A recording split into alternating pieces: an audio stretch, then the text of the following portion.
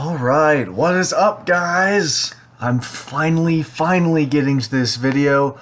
This is my trailer analysis and breakdown for Sekiro Shadows Die Twice. As all of you probably know by now, I am a huge Fromsoft fan, and I am super psyched for this for this new game that's coming out in 2018. So, without any further ado, let's go. Just jump right into it. Okay, here we go. So, starts out. We have a. Okay, damn it, didn't pause in the right place. Anyway, but so they're standing in a field that's, for those of you who played Bloodborne, somewhat reminiscent of the field we see in the Hunter's Dream, although I suspect that there's no sort of layered reality like there is in Bloodborne. Okay,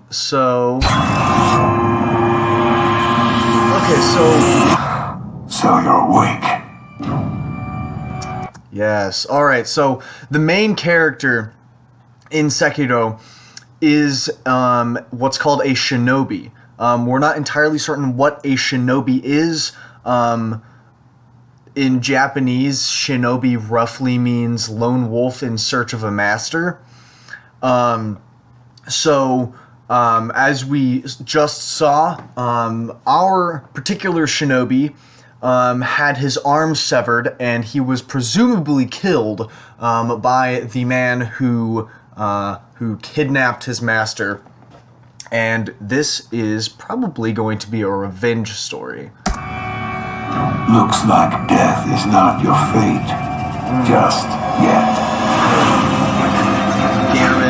Gammon figure there. Okay, I'm gonna pause it. So, a lot of people are really super anxious about the fact that Activision is the one producing this game. And actually, I'm going to turn my volume down a little bit because it's a bit high. So a lot of people are anxious about the fact that it's Activision producing it. And I'm not really worried for a couple reasons. First of all, is that Bandai Namco is also really greedy as a publisher, and Dark Souls turned out just fine. If Fromsoft can navigate the situation with Bandai Namco, they can probably navigate the situation with Activision. I am not worried.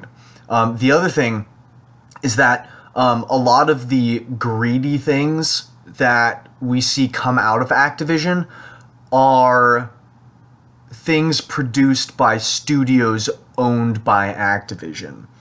And From Software is not owned by Activision. And because they're not owned by Activision, the interactions between the studio-publisher relationship is much different, because From Software isn't tied down to just Activision.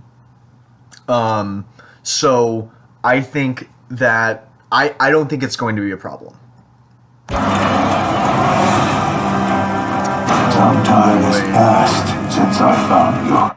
So it's pretty clear that there are going to be stealth mechanics, and that really excites me. Your master still Lots of verticality in the world. Make use of his bloodline.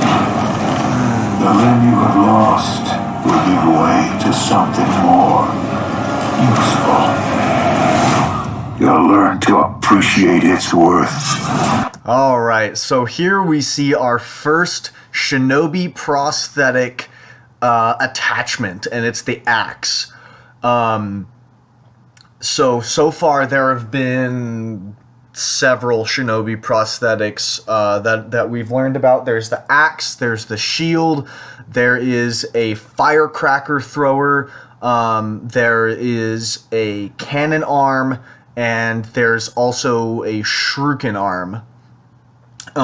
So my theory about the shinobi prosthetic, I think that kind of like how in Bloodborne there were a bunch of different weapons that you could get, not as many as in Dark Souls, but there were a lot of there were a lot of main hand weapons that you could get, but for the most part your offhand was pretty well dedicated to firearms. I think that it's going to be the reverse in Sekiro.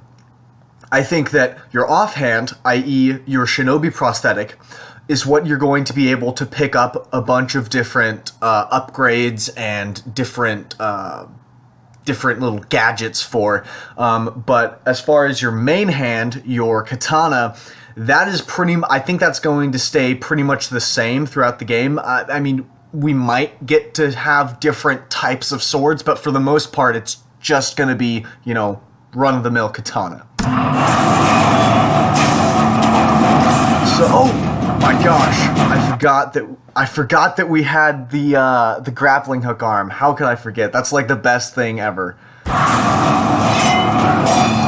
right.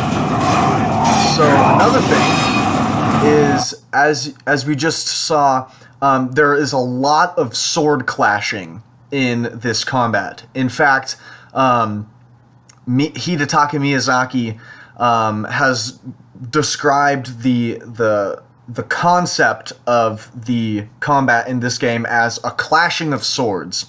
So what that's going to look like is, rather than having a stamina system, you're going to have a poise bar. So instead of a stamina bar, there's a poise bar. The poise bar is depleted whenever you block incorrectly or whenever an enemy blocks you properly. So you can regain your poise by presumably landing hits and by parrying your enemy. So I think we're going to see a little bit more of that later, and we're about to see a really cool stealth kill. And of course there's the ubiquitous Fromsoft enormous enemy. Okay. So did you see how one of the on the first blow, the player character was knocked back a little bit, but on the second parry, the enemy was knocked back a little bit, and there it is. So I think that's an example of the poise system at work. Won't come easily.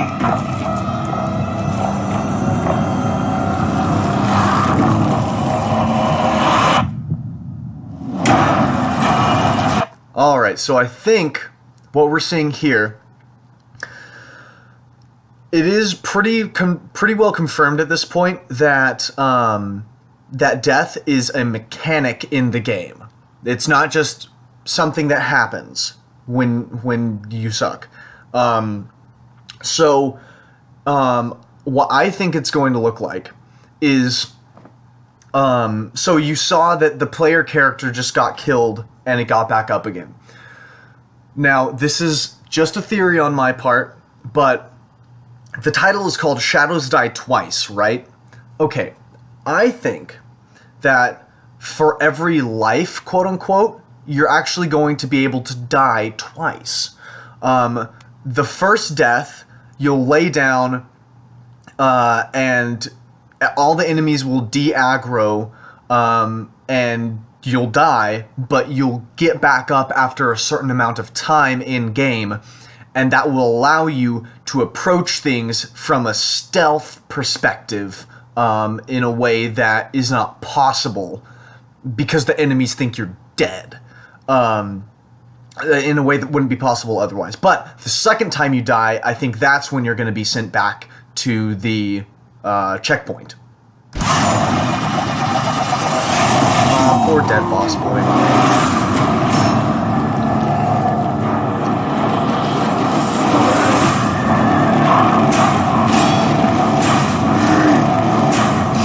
So there is, as we just saw, there is going to be a jump mechanic, and I'm freaking excited. There's the firecracker on. Sekiro, shadows die twice. Look at that big ol' snake. Alright, so one of the things about Sekiro is, from what I've heard, there are going to be a lot more giant bosses. I think he's called the Demon King in Demon Souls. Think along those lines, except that these ones are like better. Because I understand that the Demon King was a bit of a pain. Anyway, but a lot of I think that there are going to be a lot of bosses that you have to traverse terrain and find strategic ways to hit and damage. I think that it's not all going to be straight up fights. Oh gosh, I don't know if you guys can hear that, but that's my neighbor singing. That's great. Anyway, so what are some other things? Right, is that it's going to be a much more open environment, much more open than Bloodborne and Dark Souls. Much more interesting traversal, much more verticality.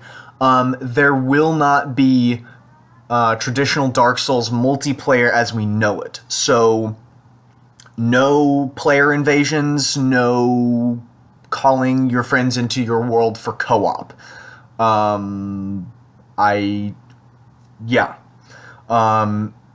There might be a situation where, like, an enemy, where an invader might come into your world as an enemy.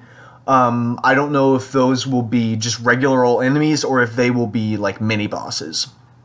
But we're not going to see the same sorts of multiplayer as we did in Dark Souls and Bloodborne.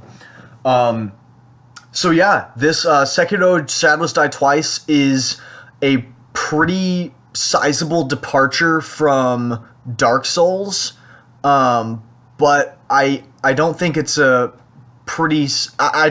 sizable departure from the spirit of Fromsoft games. I still think it's going to be the sort of dark fantasy that we all know and love. So yeah, going into 2019, I hope you guys have an open mind. I hope y'all are as excited for Sekiro as I am. And I'm gonna be covering it more as news comes out and as the game releases, so stay tuned for that. Yeah, that's about all I have. I'm trying to get more videos out to you guys, but for now, I'll see you later. Bye.